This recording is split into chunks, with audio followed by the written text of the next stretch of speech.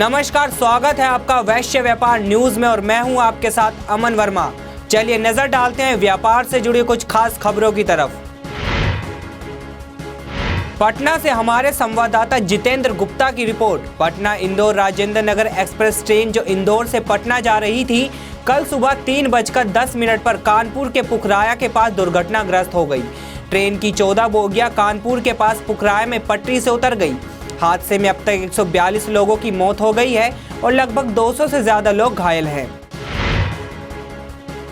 GST के अंतर्गत control को लेकर केंद्र और राज्य रविवार को सहमति कायम करने में नाकाम रहे। इस मुद्दे पर केंद्र और राज्य दोनों ही अपने अपने रुख पर अड़े रहे। वहीं जीएसटी काउंसिलिंग की अगली मीटिंग 25 नवंबर को होगी, जिसमें जीएसटी की मॉड्यूलेटिंग पर चर्चा होगी। नोट बैन पर विंटर सेशन के दौरान भी विपक्ष का हंगामा जारी रहा। हंगामे के चलते राज्यसभा और लोकसभा की कार्यवाही 2 बजे तक स्थगित करनी पड़ी। वहीं विपक्ष सदन में पीएम की मौजूदगी की मांग करता रहा। दूसरी ओर सदन के नेता अरुण जेटली ने कहा, हम चर्चा के लिए तैयार हैं, पर विपक्ष ये चाहता ही नहीं। देश के शेयर बाजार के शुरुआती कारोबार में गिरावट का रुख देखने को मिला, जबकि रुपए में भी कमजोरी देखी गई। प्रमुख सूचकांक सेंसेक्स 26.49 अंकों की गिरावट के साथ 26,123.75 पर और निफ्टी भी लगभग इसी समय 17.40 अंकों की कमजोरी के साथ 8,056.70 पर कारोबार करते देखे गए। रिजर्व बैंक ने 10 रुपए के नकली सिक्के के परिचालन में होने की अफवाह को खारिज करते हुए लोगों से ऐसी झूठी अफवाहों पर ध्यान नहीं देने को कहा। साथ ही केंद्रीय बैंक ने लोगों से सभी प्रकार के सौदों में बिना किसी झिझक के इन सिक्कों को स्वीकार करने को कहा है।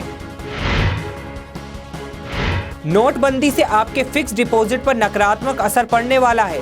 देश के सबसे बड़े भारतीय स्टेट बैंक ने कहा कि नोटबंदी के बाद बैंकिंग प्रणाली में जो अतिरिक्त नकदी आ रही है वह जल्द वापस नहीं निकलेगी। इससे भविष्य में ब्याज दरों को नीचे लाने में मदद मिलेगी। नोटबंदी के बाद सरकार नए नोटों को छपाई केंद्रों से बैंकों तक कम से कम समय में पहुंचाने के लिए जबरदस्त कोशिश कर रही है। इसके लिए हेलीकॉप्टर्स और भारतीय वायुसेना के जहाजों की भी मदद ली जा रही है। कैश की तेज सप्लाई के लिए सरकार की कोशिशों का अंदाजा इस बात से लगाया जा सकता है कि पहले जहां कैश को छपाई केंद्र से बैंकों तक पहुंचने में 21 दिन लगते थे, अब महज 6 दिन लगते हैं। टाटा वर्कर्स यूनियन से जुड़े कुछ कमेटी मेंबर टाटा समूह के पक्ष में अभियान चला कर्मचारियों को टाटा के पक्ष में गोलबंद कर रहे हैं। टाटा स्टील के शेयरधारक कर्मचारियों के बीच जाकर कमेटी मेंबर प्लांट में घूम घूम कर रतन टाटा का समर्थन देने की अपील कर रहे हैं। शुरुआती मुद्रा कारोबार में रुपया डॉलर के मुकाबले 4 पैसे मजबूत होकर 68.09 के स्तर पर रहा।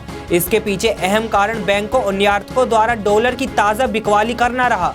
मुद्रा कारोबारियों के मुताबिक डॉलर की बिकवाली के अलावा कई विदेशी मुद्राओं के मुकाबले डॉलर के कमजोर रहने के चलते भी रुपया मजबूत हुआ।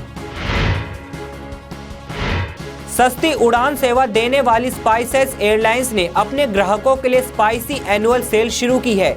सेल के तहत ग्राहक 737 रुपए के किराए पर हवाई सफर कर सकते हैं। ये 4 दिन की सेल है, जिसकी शुरुआत 21 नवंबर से हो गई है, जो 24 नवंबर 2016 की रात तक रहेगी। दूसरों के अकाउंट में अपनी बेहिसाबी रकम जमा कराने वाले अब सरकार की पकड़ से नहीं बच पाएंगे, क्योंकि नोटबंदी के बाद ऐसे लोगों को आयकर विभाग ने चेतावनी दी है। ऐसे लोगों के खिलाफ बेनामी लेन देन कानून के तहत कार्यवाही की जा सकती है। मेरे साथ वैश्य व्यापार न्यूज में फिलहाल इतना ही। व्यापार से जुड़ी बाकी खबरों के लिए देखते रहे वैश्य व्यापार न्यूज। नमस्कार।